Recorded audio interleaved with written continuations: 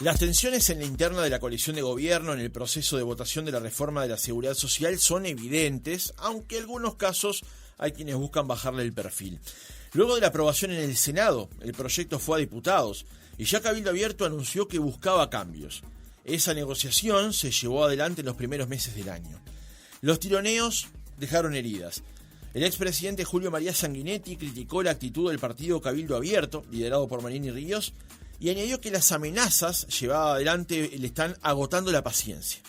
Para el líder de Cabildo Abierto, esas expresiones tienen el objetivo de presionarlo y hacerlo aparecer como incumplidor de un compromiso. Pero habría otras diferencias. Por ejemplo, ahora con la votación de la tenencia compartida. Y si vamos más atrás en el tiempo, también hubo temblores cuando no se aprobó en el Pleno del Senado el proyecto de reestructuración de deudas impulsadas por Cabildo Abierto, que además había sido aprobado en comisión. A todo esto hay que considerar los números. Según datos de Cifra presentados el 7 de marzo en Canal 12, el 43% de la población votaría en eventuales elecciones al Frente Amplio, el 30% al Partido Nacional, el 3% al Partido Colorado, 2% a Cabildo Abierto y el 1% al Partido Independiente. Otro 1% dice que votaría a la coalición sin especificar a qué partido, y el 1% adicional menciona a otros partidos, mientras que el 19% restante votaría en blanco, anularía su voto o no se sabe qué dice que votará. ¿Cómo se advierte este escenario? ¿Puede afectar electoralmente a la coalición multicolor? ¿Cómo balconea la situación el Frente Amplio? Lo conversamos en nuestra entrevista central con Mariana Pomies, socia y directora ejecutiva de la consultora Cifra, socióloga y docente. Mariana, ¿cómo estás? Buen día, gracias por acompañarnos. Buen día, Francisco, gracias por la invitación. Por favor, es un gusto. Mariana, en primer lugar, ¿cuál es tu visión general de cómo ha sido hasta ahora el proceso para la aprobación de la reforma de la seguridad social? Y como decía en la introducción, estos tironeos que hay entre los partidos. Bueno, yo creo que estamos hablando de una reforma muy importante para el país, en lo que implica, en la cantidad de gentes de personas que abarca, en lo que significa en términos de números y de déficit y en materia financiera para el país. No es una reforma menor, nunca me pareció que fuera una reforma que fuera a salir fácil. Nosotros el año pasado trabajamos bastante y el otro también sobre tanto a nivel de opinión pública como a nivel de actores políticos, ¿no? Aquellos que en definitiva tenían que votar o aquellos implicados. También estudiamos lo que son las cajas y los servicios paraestatales. Bueno, no era un tema complejo, no había una posición unánime, incluso dentro de la coalición, ni incluso dentro del Partido Nacional. Entonces, yo creo que esa idea que se vendió en algún momento de que iba a salir fácil y que se iba a votar fácil,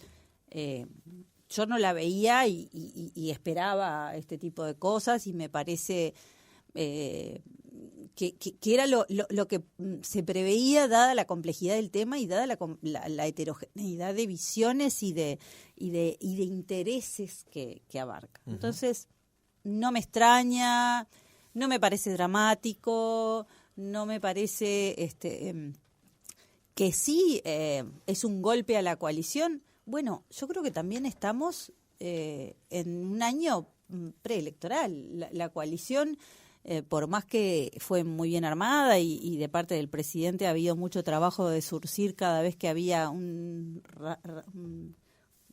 rasguido, ¿no? Como se dice, es la guitarra, un rasguño. Uh-huh. A medida que nos acerquemos a la elección, hay una tensión que se va a dar y que va a ser natural. Los partidos van a empezar a marcar sus propias identidades, sus propias agendas, porque también se ponen en campaña y porque necesitan fortalecer su electorado de cara a las próximas elecciones. Uh-huh. Entonces, nada me parece ni dramático, ni blanco-negro, ni sorprendente. Uh-huh. Lo cierto es que la aprobación de la reforma de la seguridad social ha sido más compleja que la aprobación, por ejemplo, de la ley de urgente consideración, que el presupuesto y que las dos rendiciones de cuentas. ¿Puede ser, en base a eso que tú planteas, de que eso ocurrió muy lejos de la elección o más lejos de la elección que el debate que estamos teniendo ahora? Y no solo por eso. Está claro que el gobierno por algo votó tan rápido la LUC. Sabía que implicaba una variedad de temas y posturas que la única manera de lograrlo era al principio del gobierno. Todo lo que hiciera después del segundo año corría el riesgo de que la coalición dificultara la negociación por cuestiones lógicas y naturales de una coalición conformada por partidos que compiten entre sí en las elecciones. Uh-huh.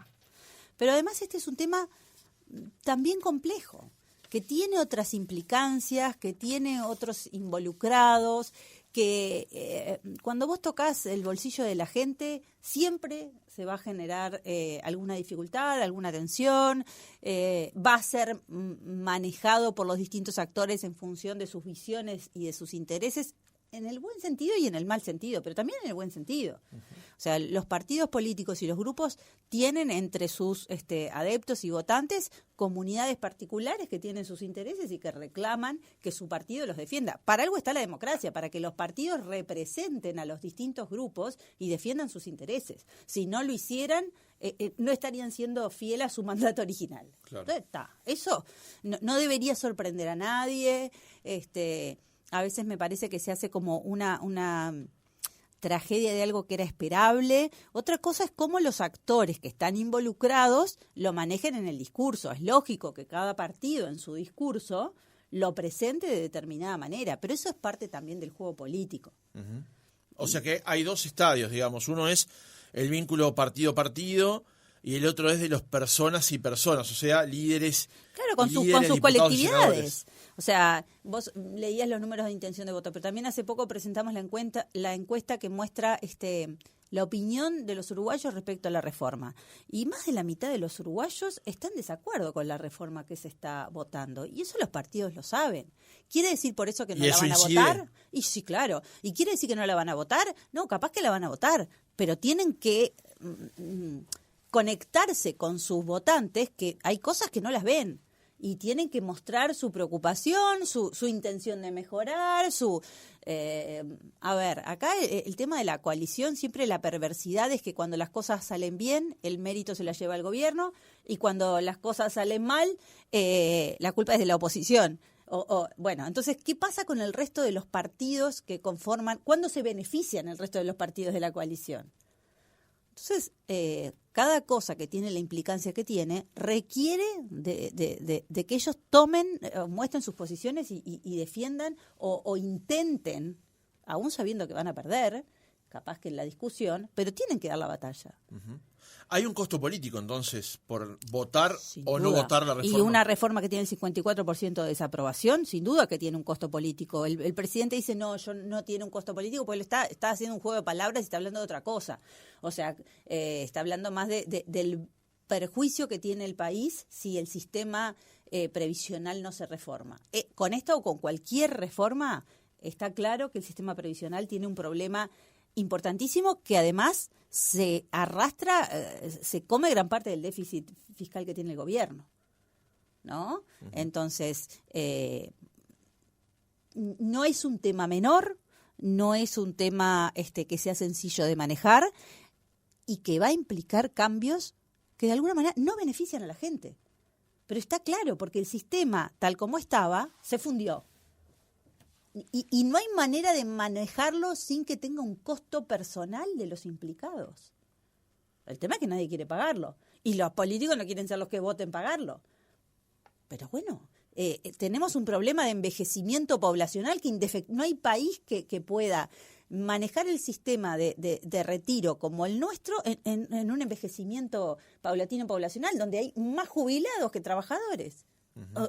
O sea, a nadie le gusta ganar menos, pero yo creo que no hay mucha salida que reajustar cosas que no son para ganar más en las jubilaciones. Ahora, una cosa es una discusión de una reforma, llamémosle impopular en función de los números, pero después está cómo se procesa esa discusión. Entonces la pregunta es, ¿hay un sobrecosto al costo? O sea, a la reforma impopular se suma la forma en la que se han... Yo creo que hubiera sido un sobrecosto al costo para Cabildo Abierto no votarla en su momento. Sí. O sea, si lo votaban, los votantes de Cabildo Abierto se iban a sentir defraudados. Si lo votaban sin dar la discusión, capaz que la terminaban votando, pero por lo menos mostrar que había cosas que le preocupaban, que no se pudo, que no, pero no podés, esas negociaciones que seguramente los partidos lo tuvieron a la interna, se tienen que transparentar, porque si no la gente no ve a su partido defendiendo las cosas que le preocupan. Uh-huh. Y está muy bueno mostrar un acuerdo y estamos todos de acuerdo, pero llega un punto que si estamos todos de acuerdo y resolvemos a la interna las diferencias, no beneficia a los partidos, porque los votantes tienen que ver las diferencias. Claro. Hoy justamente en esa dinámica, en la portada de Búsqueda, hay una nota donde se presenta como que en cierto momento hubo una línea trazada con respecto a que si no se votaba la reforma, Cabildo Abierto debería abandonar los puestos en el gobierno. La crónica dice sus 2 ministros y 40 y tantos cargos. Eso no es... No se tira de la piel, no queda demasiada tensada la piel si en algún momento arriba de una discusión, una conversación entre socios de una coalición se plantea que uno tiene que dejar el barco. Bueno, no sé cómo fue el calibre de la negociación, tampoco he tenido todavía tiempo de leer otras reuniones el artículo. A ver, yo creo que es lógico que todas las partes vayamos a lo que son estrategias de negociación. Uh-huh. Todas las estrategias de negociación implican en algún punto decir, bueno, estas acciones tienen estas consecuencias. ¿Sí? ¿Cómo se maneje la forma de presentar las consecuencias? Si para este gobierno era fundamental, como lo muestra, sacar esta reforma y sus socios no lo apoyan, el gobierno podría tener el derecho de decir, bueno, pero miren, esto quiere decir que no siguen en nuestra línea.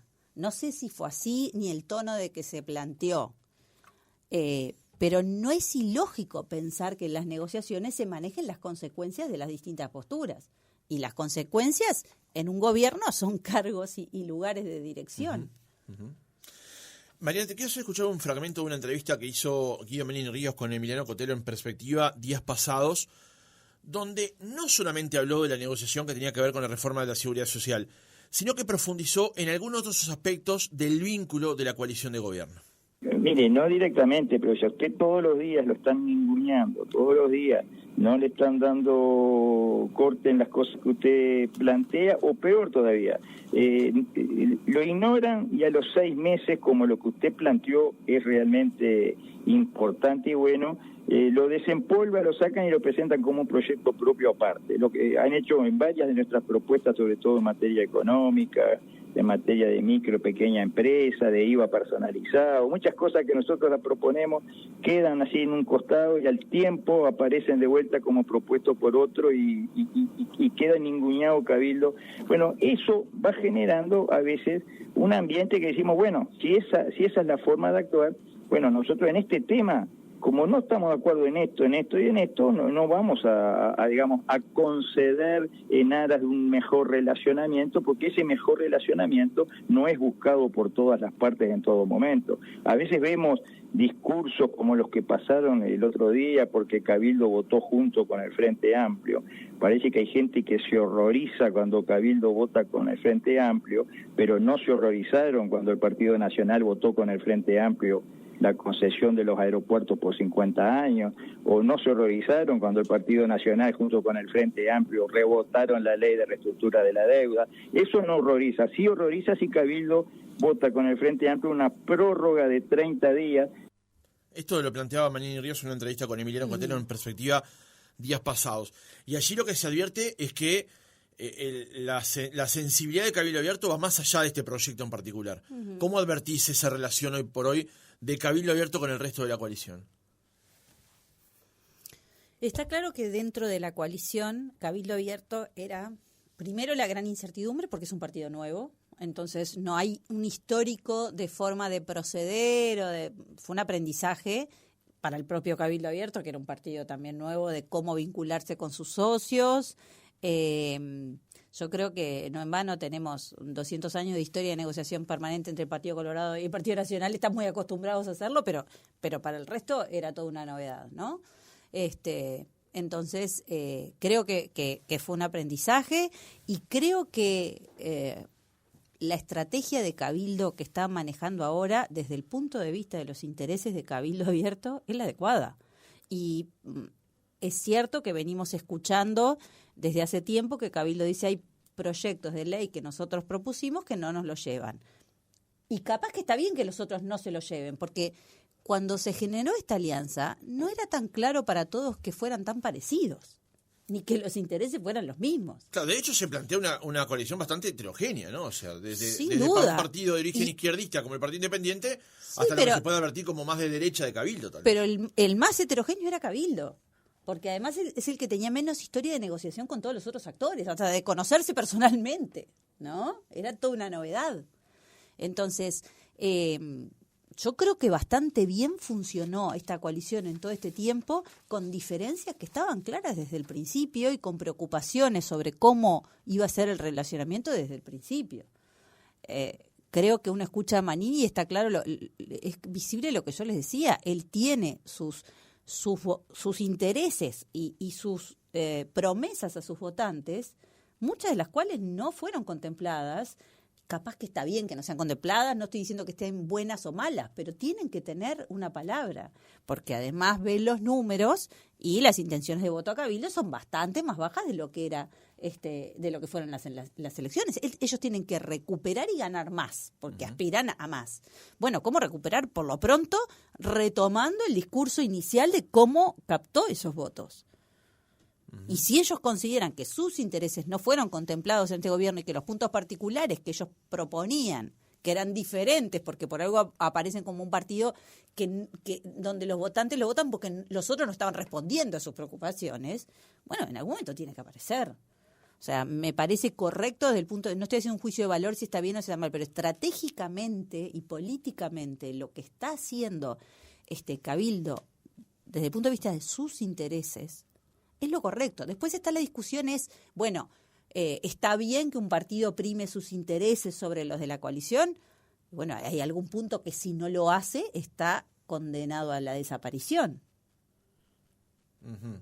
Sí, una segunda pregunta sería si corresponde poner sus intereses por los de encima de un bien mayor que podría ser el país en esa entelequia que podemos reconocer como país, digamos. Es que yo no sé si ellos ven, claro, pero tal vez ellos, la visión de país no es igual a la de los otros. Entonces tal vez lo están haciendo pensando en un bien mayor que es el país y que por donde el gobierno camina en algunas áreas, ellos no ven que ese sea el bien mayor. No pensemos que solo quieren beneficiarse a sí mismos y a su grupito y no estén teniendo... No sé, yo trato de salvar la proposición, ¿no? Es decir, es que la clave de la democracia es aceptar que tenemos visiones distintas de hacia dónde tiene que ir el país. La coalición no quiere decir que unificamos las miradas en todos los aspectos y la calle siempre lo dijo. El acuerdo es en estos puntos. En los otros, cada partido va a tener sus preocupaciones y sus intereses. Y lo que dice Cabildo es, en estos puntos hasta ahora yo acompañé y en todos los otros nadie me acompañó. Y sí, está bien, es como, a ver, como... Yo cuando juego, cuando mis propuestas que responden a mis votantes, podrá gustarnos o no. Capaz que estamos de acuerdo con que no le voten la propuesta, pero es lógico que desde Cabildo lo presenten así. Ahora, el debate también va en esa misma línea, Mariana, porque se ha advertido, se ha comentado que la posición de Cabildo Abierto con respecto a esta norma tiene vinculaciones con respecto a posicionamientos vinculados a otras normas diferentes. O sea... Es que chantajea, o sea, que a cambio de esto por esto. Apoya una cosa por Perfecto. El propio Manini no ha negado de esto, ¿no? Extremo. Está bien. Sobre el tema de apoyar, por ejemplo, la prisión domiciliaria para mayores de 65 o 70 años, como es el nuevo proyecto. Está bien. Y está bien que lo niegue y tal vez no estuvo sobre la mesa. Pero no me extrañaría que esté, porque la política es el arte de negociar. Y de negociar sobre el tema y sobre otros temas. Ha sido históricamente así, que los otros partidos no se rasguen las vestiduras. Cada vez que hay que votar a alguien para la Suprema Corte es si me votás a alguien para... O sea, funciona así la política. No nos gusta, nos gustaría que fuera de otra manera, pero no es la primera vez que estas cosas pasan. No. No me gusta, creo que no es bueno para... Pero es como ha funcionado la política en los 200 años que llevamos funcionando. No seamos tan...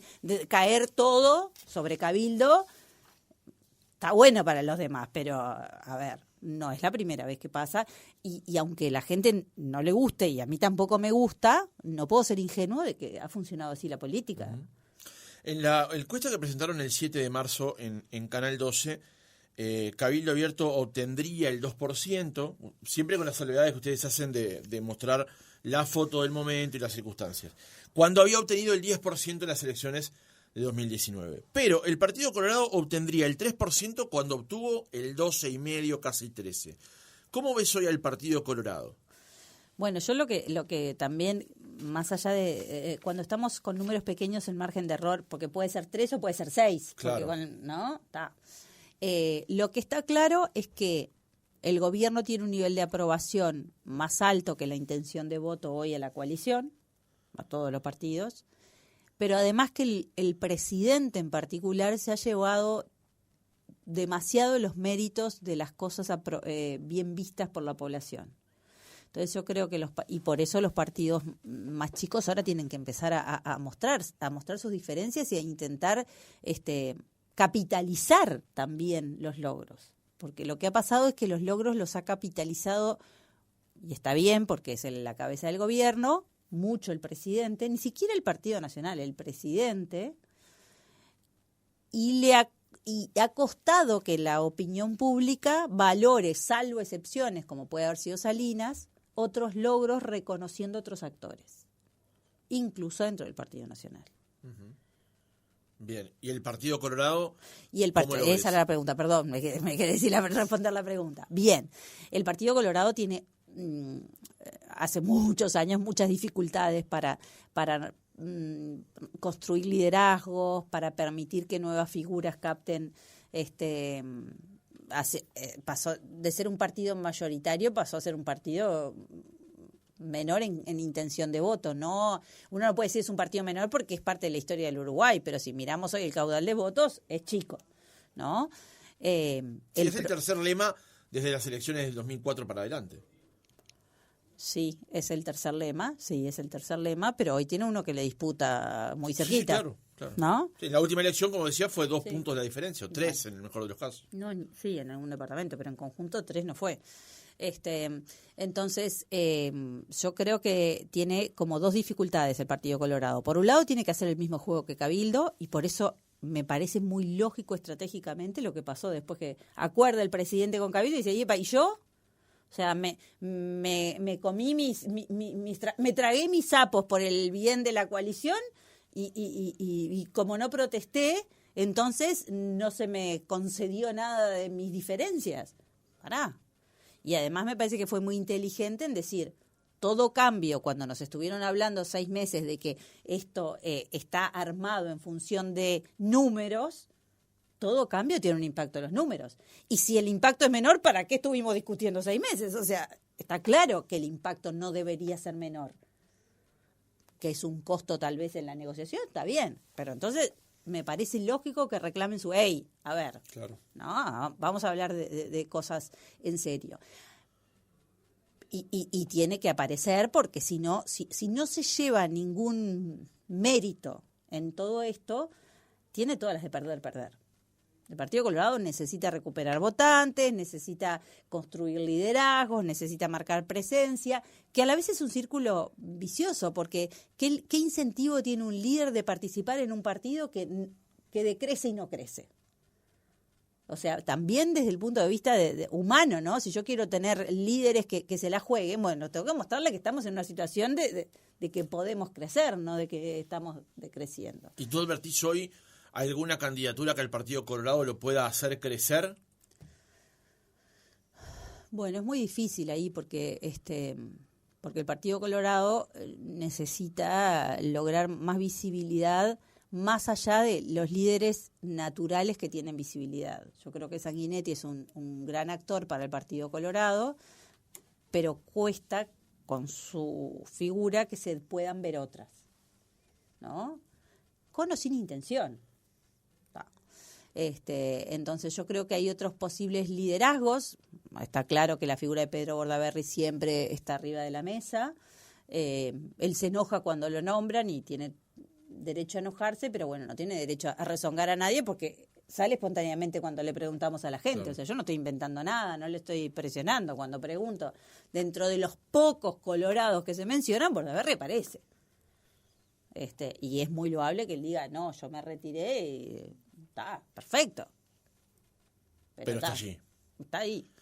Y hay otras figuras también, pero muy poco visibles a nivel de todo el país y del electorado. Hay otras figuras posibles dentro del espectro del Partido Colorado, pero con muy poco eco en la opinión pública. Uh-huh. En el Partido Nacional, para ir cerrando lo de la coalición antes de pasar al Frente Amplio, ¿el Partido Nacional en la próxima elección va a ser el mismo? ¿Advertís que va a ser el mismo? ¿O cómo lo advertís, mejor dicho, sabiendo que la calle no juega? Y no va a ser el mismo nunca. Fuera a la calle, llámense quien sea. Tampoco va a ser el mismo porque Larrañaga no está, ¿no? O sea... Claro, pero me baso en la pregunta en que lo que vos decías recién. El presidente de la República ha logrado acumular para sí grandes éxitos de la gestión de su gobierno que no logra de la misma manera capitalizar el gobierno. Y menos el Partido Nacional. Y además, conducir una coalición de gobierno representa varios desafíos que la calle hasta ahora los ha logrado resolver. La pregunta justamente apuntaba a eso. ¿Cómo ves al Partido Nacional en esa dinámica para la próxima elección?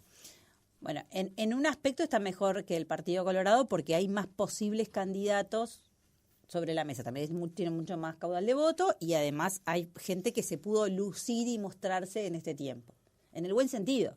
O sea, que eso es, creo que, una de las debilidades que ha tenido este gobierno. O sea, no ha permitido que las figuras que podrían haberse lucido más se lucieran de cara a pensar en candidaturas para la próxima elección.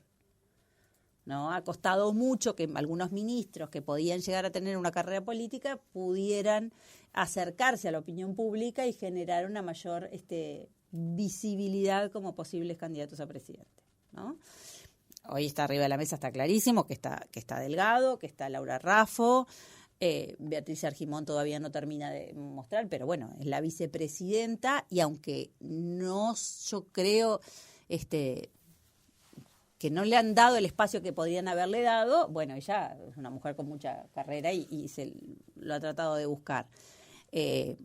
Están los intendentes o el grupo de los intendentes, que no está claro todavía si van a tener una candidatura propia. Hay varios que quieren, pero bueno, esos son acuerdos internos. O sea, hay figuras. Ninguna tiene como la fuerza que podría o que tiene el presidente en cuanto a imagen. Está bien, es el presidente. Claro. Pero hoy el Partido Nacional tiene que ese doble desafío de gobernar y llegar a un buen término, porque es fundamental para la coalición que el gobierno termine bien. Porque si ahora todos se ponen a pensar en candidaturas y el gobierno se desbarranca, no hay chance. Ni se gasten en pensar o piensen en candidaturas que no quemen ahora, porque, ¿no?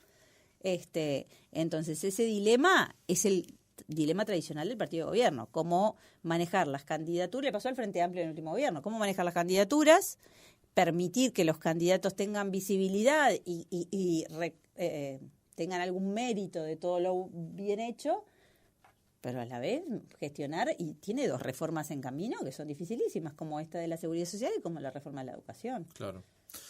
¿Cómo balconea todo esto el Frente Amplio? Hoy los números le dan que está en el 43% según la última encuesta de Cifra. Ser oposición siempre es más fácil que ser gobierno. El Frente tenía toda su historia de oposición, sabía cuando le tocó ser gobierno, costó, incluso hasta le costó de dejar de ser oposición, porque siempre el Frente Amplio, la mayor oposición que tuvo era la interna, ¿no? Uh-huh. O sea, está. Pero bueno, yo creo que también le costó después de 15 años de gobierno aprender a hacer oposición. Los primeros años, entre que estaba la pandemia y que estaban todavía como en ese rol, ubicándose donde estaban, le costó. Yo creo que hoy como oposición está mucho mejor posicionado en el rol que debe tener una oposición, me guste o no me guste, de marcar cosas en el gobierno y proponer para ilusionar a aquellos que se sienten no comprendidos o no beneficiados por el gobierno, ¿no? Uh-huh. Entonces, tiene además candidaturas visibles y fuertes, aunque hay otros candidatos que todavía no terminan de definirse. Hay 2 candidatos que son los más visibles y fuertes, que también tienen la dificultad de que están en gobiernos departamentales. Sí, hablamos de Orsi y de COS. Sí, no pueden jugar del todo libremente, pero es más fácil, o sea, es más fácil soltarse de un gobierno departamental que de un gobierno nacional para hacer campaña, claro. ¿no? Porque además están hablando de otra cosa, no de lo que están haciendo, sino a nivel nacional, es más fácil. Yo creo que, como toda oposición, está en una situación más fácil de acá a las elecciones en ese sentido. Después, cómo maneje su estrategia, cómo maneje el discurso. Hoy tiene un fuerte caudal de votos, pero nosotros siempre mostramos lo que sucedía a la misma altura en los gobiernos anteriores. No es un predictor inmediato de lo que va a pasar. Es una foto de hoy. No es un predictor de lo que va a pasar. En otras elecciones, a esta misma altura, había fotos diversas y no siempre pasó lo que la foto mostraba. Pero la posición que tiene hoy el Frente Amplio es de mayor solidez. Sin duda. Que en otro caso, digamos. Sin duda.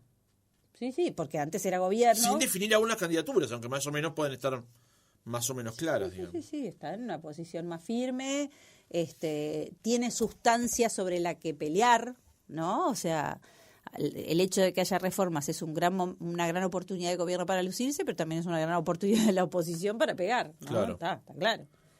Entonces yo creo que está en una situación de ventaja en ese sentido. Mariana Pomies, socia y directora ejecutiva de la consultora Cifra, socióloga y docente. Gracias por haber estado otra mañana con nosotros. Gracias por la invitación.